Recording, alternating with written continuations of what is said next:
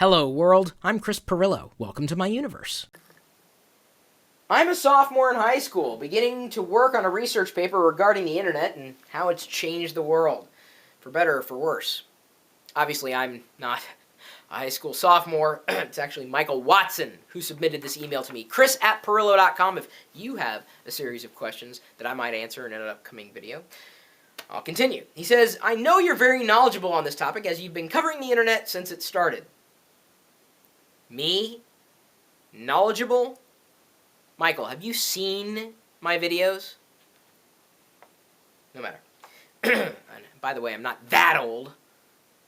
Got online in 1992. It's sounding like I'm decrepit or something here.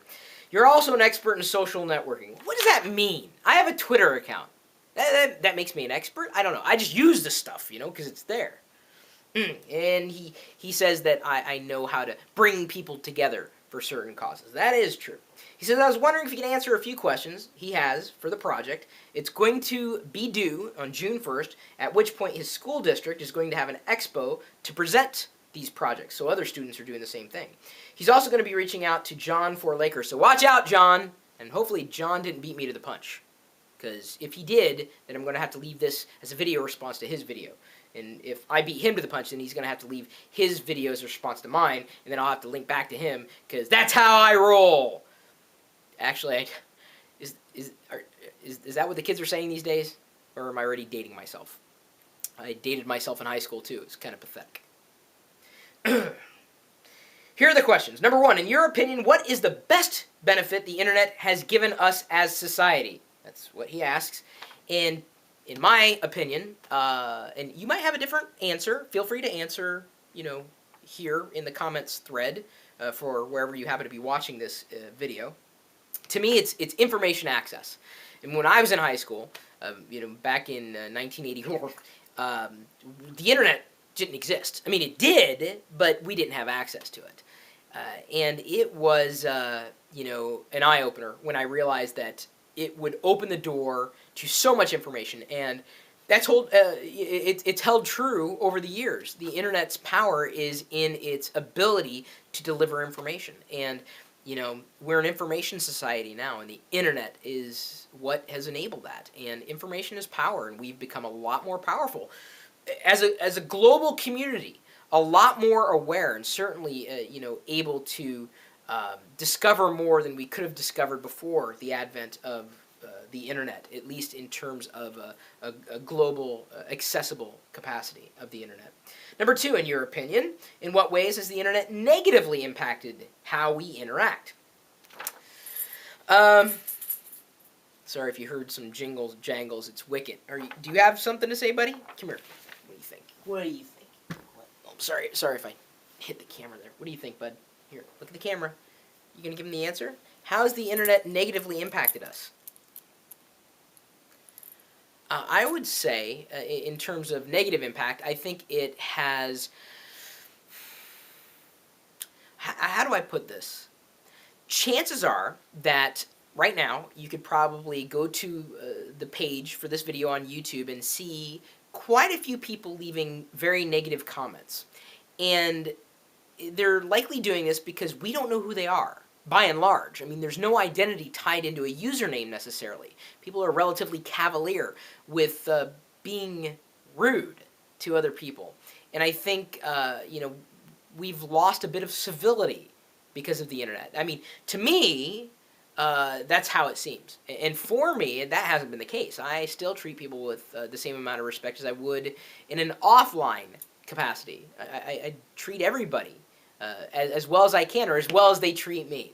So if someone's rude to me, well, I'm going to be rude back.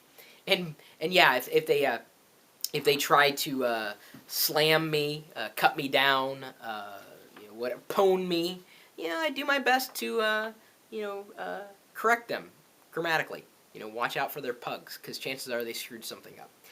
That's what you get when you take on an English teacher. Don't make me. Number three, if someone who doesn't know anything about the internet asked you, maybe he meant if you knew someone who doesn't know anything about the internet asked you, what is the main purpose of the internet, how would you respond? Sorry was doing my whole English teacher thing right there in the middle of the question. Seriously, he left out a word, I think. What is the main purpose of the internet? Connection. Whether it's connection to information or connection to people. The internet is a lot like a screwdriver. It's a tool. And it can be used for good or for not so good. And sometimes, have you ever tried to, let's say, nail something into a block of wood using a screwdriver? I mean, it's a tool, but if you're not using the right tool for the job, you're not going to get very far. The results are not going to be, well, very pleasing, or certainly not what you had expected them to be. It's a tool.